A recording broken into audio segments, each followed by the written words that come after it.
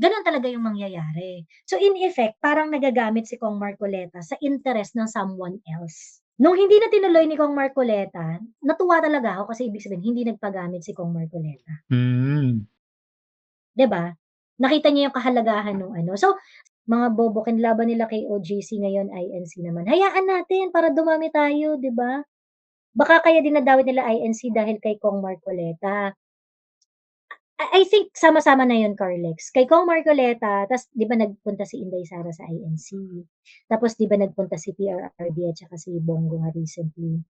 What's up mga kababayan? Just That Matters here. Dito sa video natin ngayon ay ating panonoorin o pakikinggan si Miss Joey Cruz. Tila'y may binabalak na naman itong bangag na administrasyon no na ang isunod gipitin ay ang mga INC. Nako naman po, matapos nga no itong ginawa sa mga KOJC, tila'y nagbabalak na naman sila ng panibagong kwento dito sa religious group na INC. Dagdag pa rito na naging mainit sila no ang mata ng bangag na administrasyon sa Iglesia ni Cristo matapos ang sunod-sunod na kortosikol no ng mga Duterte sa kanilang tagapamahala. Dagdag pa na itong si Congressman Marcoleta naging puwersa ng mga Duterte na binubutata ngayon no ang mga young goons ng bangag na administrasyon. Ako naman po. Pero bagong lahat mga kababayan, huwag niyo po sana kalimutan mag-like at subscribe para updated ka sa mga uploads ko araw-araw. At yun na nga no mga kababayan, kung kaya naman ang wika nila Miss Joey Cruz ilang beses na nagpakita ng malaking puwersa ang Iglesia ni Cristo, no? Na baka kapag ginawa nila itong pang-iipit, baka doon na makita ang tunay na pag-aalyansa. Tandaan niyo mga kababayan, hindi din biro mag-iisa ang mga kaanib ng Iglesia ni Cristo, lalo na kung sila inaapi ng sinuman. Kung kaya naman hindi ko na patatagalin pa, heto na ang buong video.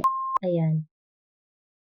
So, si Garma pala na-contempt kasi siya sa Congress kaya natakot na tuluyang makulong kaya bumaligtad na. Well, kitang-kita niyo naman yung pattern yung kay ano nga lang, Mary Ann Maslog, 'di ba? Yung kay Mary Ann Maslog. Joey, PRRD, and Bongo visited INC. Kaya nga ano, ang tawag dito ngayon, nag-iiba na rin yung script. Kung mapapansin ninyo, yung kwento nila, dinadamay na rin nila yung INC. They are trying to attack subtly yung INC as an institution. Mm. 'Di ba yung parang sa statement daw, kasama dun na pinapahanap na pulis na INC na maaaring mag-implement ng war on drugs on a national scale. 'Di ba merong ganong ano, may mga ganong balita, eh. Tama, ano mga kababayan? Mukhang pati ang INC ngayon pinag-iinteresan matapos ang KOGC. Naku naman po. Ano sa tingin nyo mga kababayan? May palag ba sila? Itong bangag na administrasyon? Dito sa higanting natutulog? Paki-comment nga yung opinion sa ating comment section ng ating mapag-uusapan. Tas ngayon sinasama na nila yung INC sa kwento, ganyan. Totoo ang INC, nagulat ako biglang nabanggit. Kasi nga 'di ba si Inday nag-visit, tapos ngayon si PRRD at si Bongo, ayun. So, ako, well, kaya ako talaga grateful ako dun sa ano 'no, yung sa pagpapakita ng tikas ni Rodante Marcoleta, ayun. Yun pa pala yung isa kong nakalimutan sabihin, dun sa narrative ni Zian Gasa. Yung narrative kasi ni Zian Gasa, I think they are trying to push it kasi binitawan ni Marcoleta. Nakita ni Marcoleta kung gaano ka yung at stake doon binitawan. So Correct. they had to find, you know, natauhan si Marcoleta and he stuck with his principles.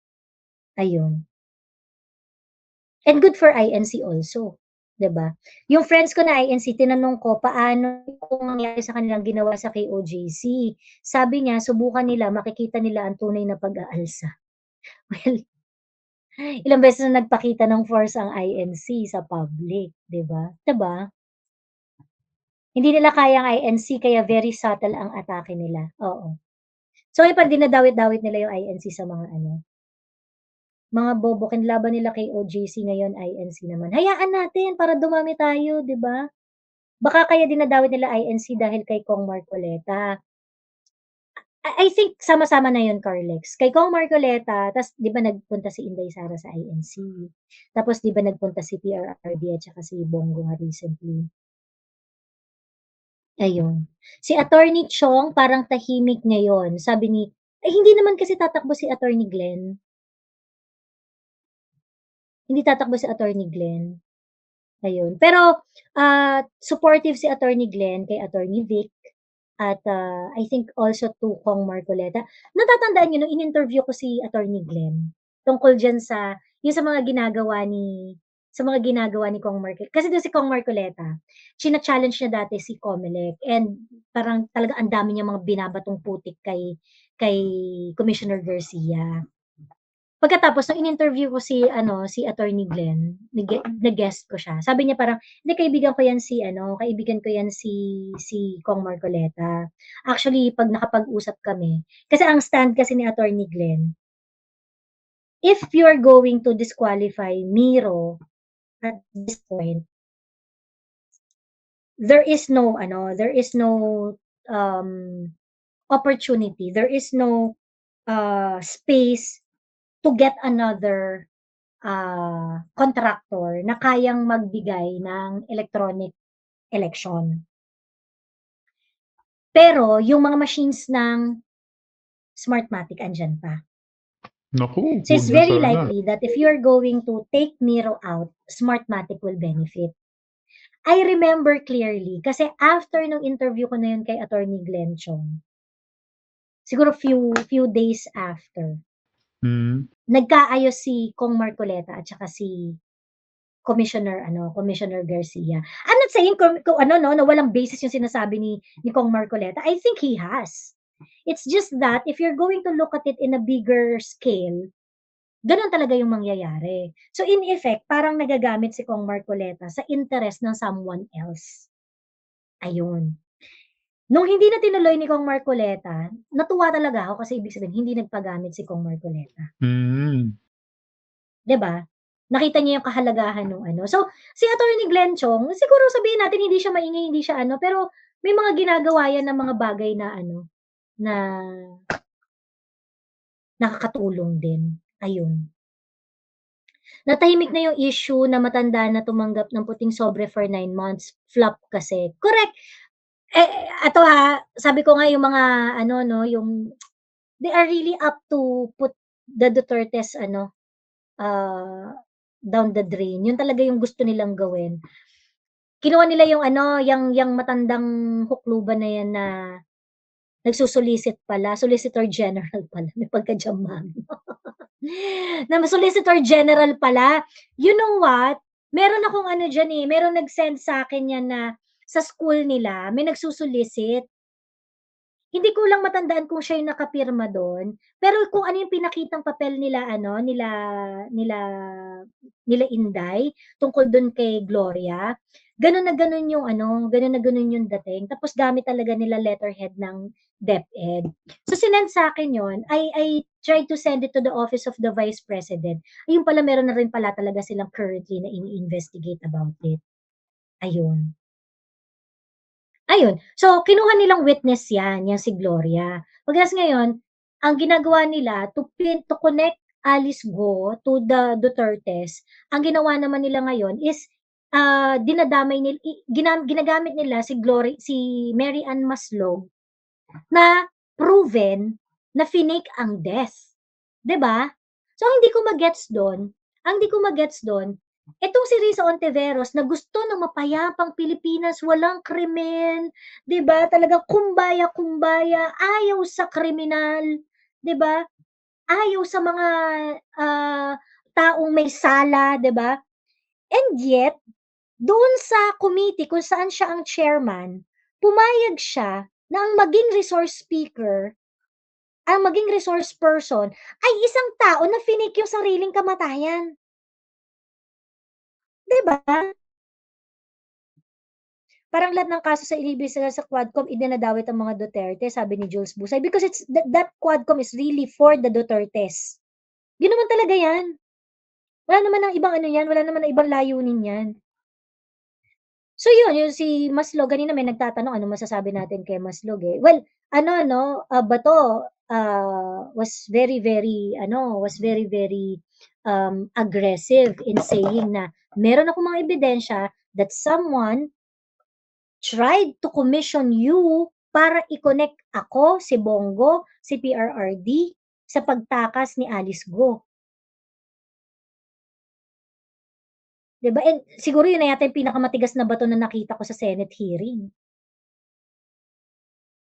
Puro may kasong kinukuha nilang resource speaker. Kung mapapansin nyo mga kababayan, puro na lang pagdidiin sa mga Duterte ang mga nangyayari sa UWAD na committee. Doon pa lang dapat na kayo magtaka. Ang daming problema na nangyayari sa ating bansa under sa administrasyon ng Marcos. Bakit pamumulitika pa ang inuuna sa mga Duterte? Grabe no mga kababayan. Grabihan talaga. Nagagawin nila ang lahat upang silang maupo sa mahabang panahon. Para ma-pin down mga Duterte, wala talaga paninindigan. True. And you know, very likely na yung mga ganong diskarte nila, meron kasi yung exchange, 'di ba? Meron yang mga ano, meron yang mga kapalit. O sige, mag-witness ka, gawin mo to, Bayad, pera. kapalit ganito, 'di ba? Sino pa nag-recommend na gawing resource speaker si Maslog? Yun yung hindi ko alam kung sino Pero kasi ang nag-iimbita para sa maging resource speaker ang someone, yung chairperson ng committee.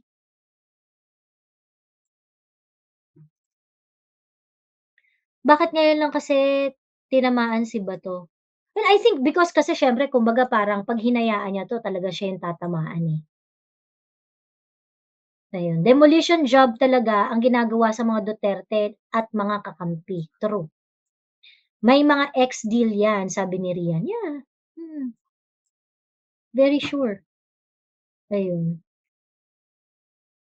Acquitted na si Napoles, baka one day gawin na ring witness. Ako, 'di ko matanggap 36 years old pa lang si Maslog, parang 49. Talaga? 36 years old pa lang siya?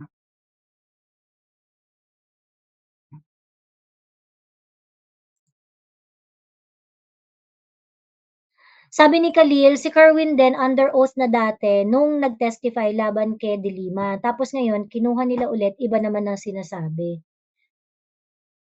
Well, yun nga How can we trust them anymore, 'di ba? 'Di ba si Risa ang chairperson during Maslog hearing, tas asar na asar siya, sabi ni Samin Santiago.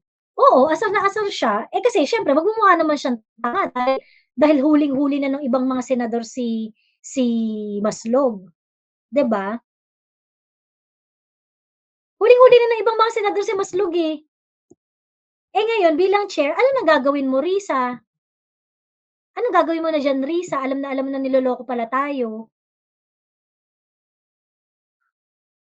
'Di ba? How can people trust PhilHealth Queen? Sabi ni Angry Rover.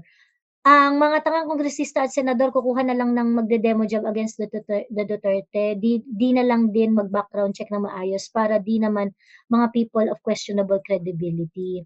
Kasi hindi naman yun yung point nila, hindi naman talaga sila kumukuha ng mga credible witness. What they want to do really is to get soundbite para mabanatan ng administrasyon ang Duterte well, the previous administration. Ayun.